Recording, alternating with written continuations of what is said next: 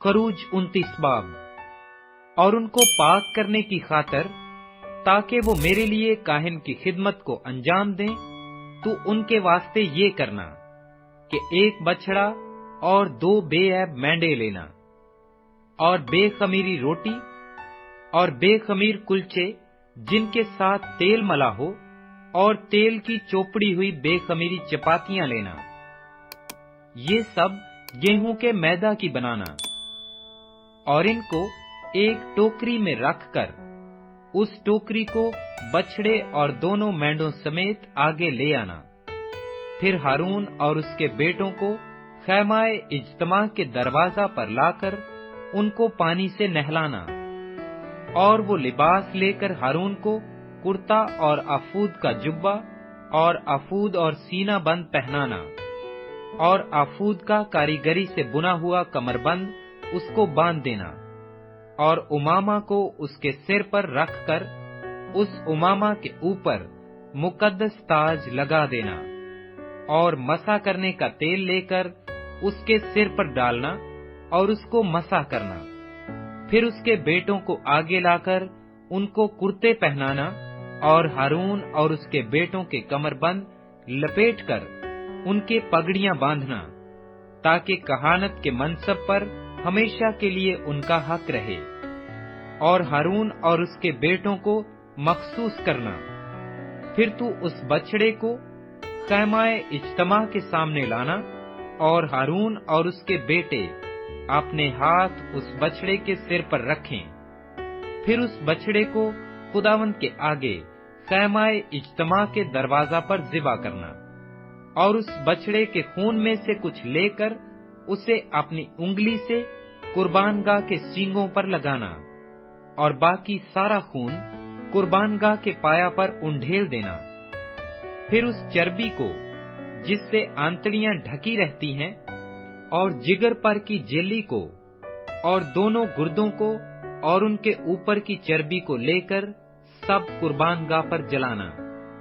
लेकिन उसे बछड़े के गोश्त और खाल को, गोबर को खैमाए इज्तिमा के बाहर आग से जला देना, इसलिए कि ये खता की कुर्बानी है। फिर तू एक मेंढे को लेना, और हारून और उसके बेटे अपने हाथ उस मेंढे के सिर पर रखें, और तू उस मेंढे को ज़िबा करना, और उसका खून लेकर कुर्बानगाह पर चारों तरफ छिड़काना। और तू मेंढे को टुकड़े टुकड़े काटना, और उसकी अंतड़ियों और पायों को धोकर उसके टुकड़ों और उसके सिर के साथ मिलाना। फिर इस पूरे मेंढे को कुर्बानगाह पर जलाना। ये खुदावंद के लिए सौख्तनी कुर्बानी है। ये राहत अंगेज खुशबू यानी खुदावंद के लिए आतिशीन कुर्बानी है। फिर दूसरे मेंढे को लेना, और हारून और उसके बेटे अपने हाथ उस मेंढे के सिर पर रखें, और तू इस मेंढे को ज़िबा करना, और उसके खून में से कुछ लेकर हारून और उसके बेटों के दाहिने कान की लौ पर, और दाहिने हाथ और दाहिने पांव के अंगूठों पर लगाना, और खून को कुर्बानगाह पर चारों तरफ छिड़क देना। और कुर्बानगाह पर के खून और मसा करने के तेल में से कुछ कुछ लेकर हारून और उसके लिबास पर, और उसके साथ उसके बेटों और उनके लिबास पर छिड़कना।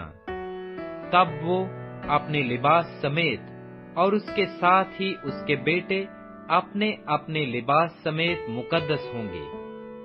और तू मेंढे की चर्बी और मोटी दुम को, और जिस चर्बी से आंतड़ियां ढकी रहती हैं, और जिगर पर की जेली को, और दोनों गुर्दों को, और उनके ऊपर की चर्बी को, और दाहिनी रान को लेना, इसलिए कि ये तखसीसी मेंढा है। और बेखमीरी रोटी की टोकरी में से जो खुदावंद के आगे धरी होगी, रोटी का एक गिरदा और एक कुलचा जिसमें तेल मिला हुआ हो, और एक चपाती लेना, और इन सबों को हारून और उसके बेटों के हाथों पर रखकर उनको खुदावंद के रूबरू हिलाना, ताकि ये हिलाने का हदिया हो। फिर इनको उनके हाथों से लेकर कुर्बानगाह पर सोख्तनी कुर्बानी के ऊपर जला देना। تاکہ وہ خداوند کے آگے راحت انگیز خوشبو ہو۔ یہ خداوند کے لیے آتشین قربانی ہے۔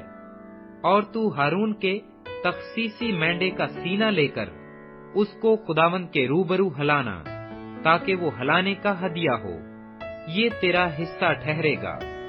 اور تو ہارون اور اس کے بیٹوں کے تخصیصی مینڈے کے ہلانے کے ہدیے کے سینے کو، جو ہلایا جا چکا ہے، اور اٹھائے جانے کے ہدیہ کی ران کو، جو اٹھائی جا چکی ہے، لے کر ان دونوں کو پاک ٹھہرانا، تاکہ یہ سب بنی اسرائیل کی طرف سے ہمیشہ کے لیے ہارون اور اس کے بیٹوں کا حق ہو، کیونکہ یہ اٹھائے جانے کا ہدیہ ہے۔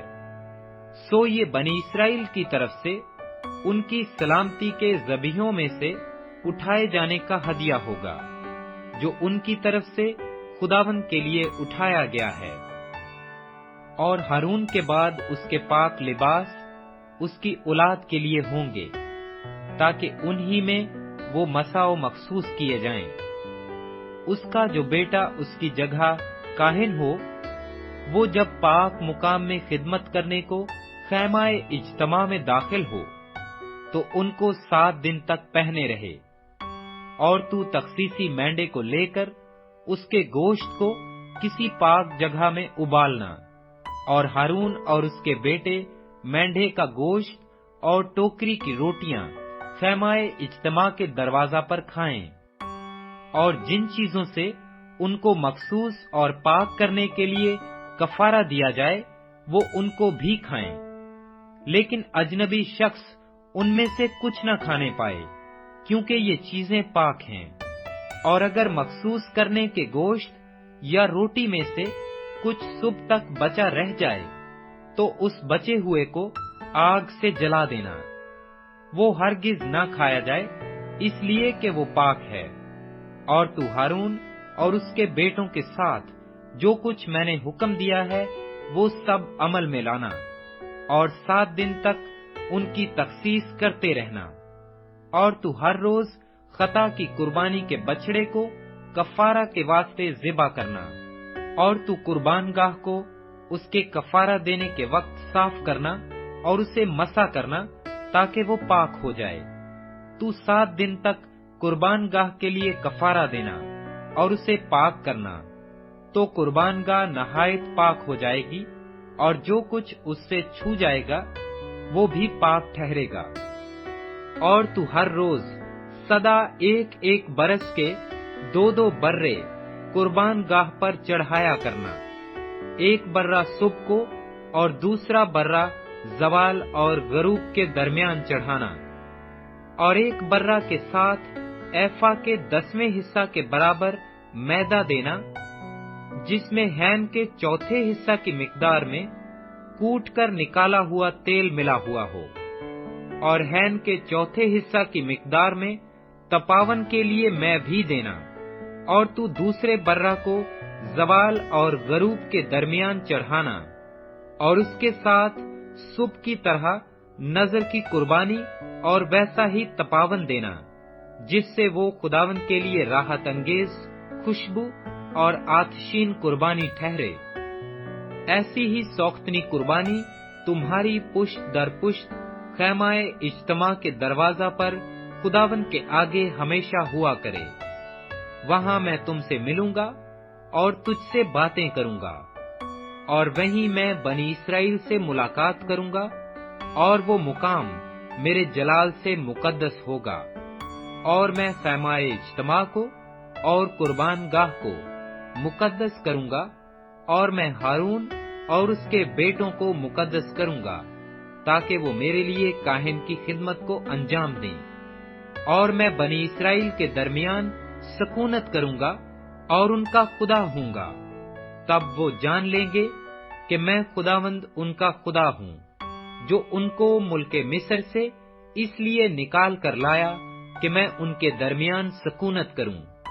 میں ہی خداوند ان کا خدا ہوں۔